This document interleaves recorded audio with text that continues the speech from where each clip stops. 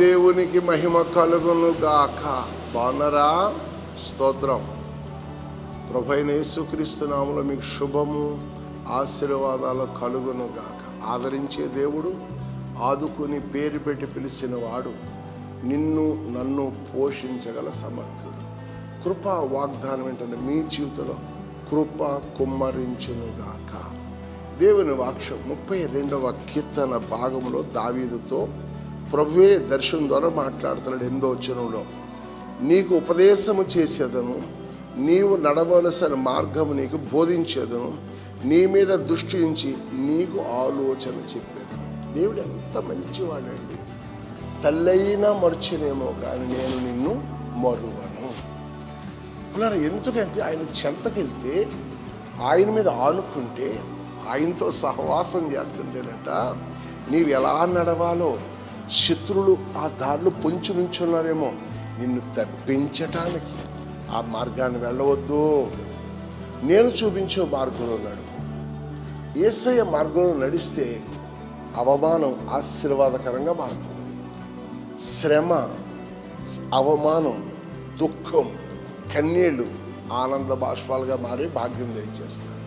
నీ జీవితంలో, నీ కుటుంబంలో ఆయన ఉపదేశం అవలంబించి ఆయన మాటలు వింటానికి ఇష్టపడు.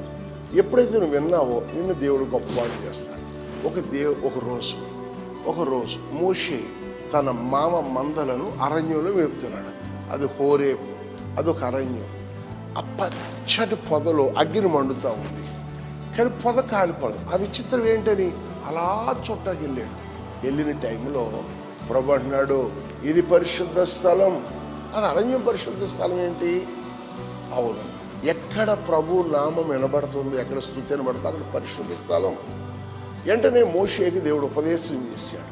వెంటనే దైవ దర్శనం కలిగిన వాడుగా ఇశ్రాయేలీలను పిల్లల ఐగుప్తు నుంచి పాలు తేనెలు ప్రవహించే దేశానికి ఎన్ని శ్రమలు వచ్చినా ఆయన మార్గంలో నడిచాడు. కాబట్టి ఆ మార్గం సంకుచితమైన మార్గం, విశాలతతో విశ్వాసముతో పిల్లలు ఇరుకైనప్పటికీ అద్భుతమైన మార్గంలో నడిపించాడు. కాబట్టి ఇశ్రాయేల్ అందరూ మోషేను బట్టి బాప్తిస్మం పొందిన సముద్రంలో నడుచుకుంటూ వెళ్ళాను. ఈరోజు నీవు కూడా ఆయన మాటిని నువ్వు నడుస్తుంటే నీకు మంచి ఆలోచన చెప్తాడు, నీ మీద ఆయన దృష్టి ఉంచుతాడు, నీకు ఉపదేశము చేసి నేను ఉద్ధరిస్తాడు. పిల్లరా, నువ్వు నడవలసిన త్రావులో నేను నడిపిస్తాడు, నీ మీద దృష్టి నిలుపుతాడు. ఎందుకో తెలుసా? నువ్వు తిన్నావా లేదా, నీకు వస్త్రాలు ఉన్నాయా లేవా అని దేవుడు తెలియని ద్వారాలు తెరుస్తాడు. ఏలియా దేవుని కొరకు బ్రతుకుతున్నాడు. ఏలియా దేవుని చిత్తాన్ని ప్రకటిస్తున్నాడు. ఏలియా దేవుడు ఏం చెప్తాడు లోకానికి చెప్తున్నాడు, రాజుకు చెప్తా ఉన్నాడు. కానీ అతనికి ఆహారం పెట్టేవాళ్ళు ఎవడు? కిద్రోను వాగు దగ్గర నీళ్ళైన తాగి బ్రతుకుదామని వెళ్ళిపోయాడు. దేవుడు నీళ్ళ తాగటం కాదు, కాకుల ద్వారా మాంసము రొట్టె పంపించాడు.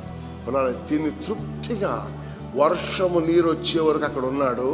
మళ్ళీ అక్కడి నుంచి మరొక స్థలాన్ని పంపించాడు. మరో స్థలం దేవుడు తన పిల్లలను పోషిస్తాడు.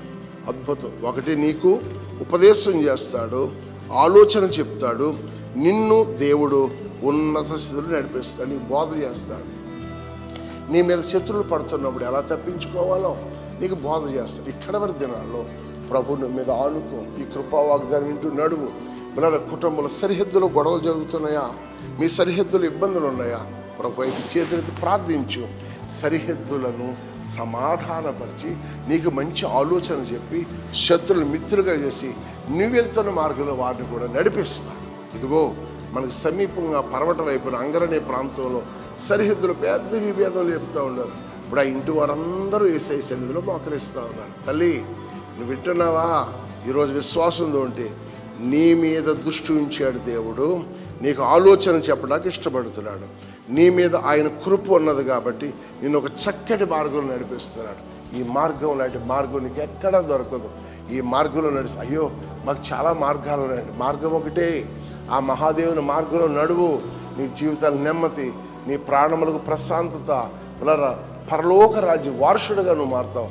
అట్టి కృపా సమాధానాలు నీకు నీ కుటుంబాలకి తోడయుండి నడిపించునుగాక.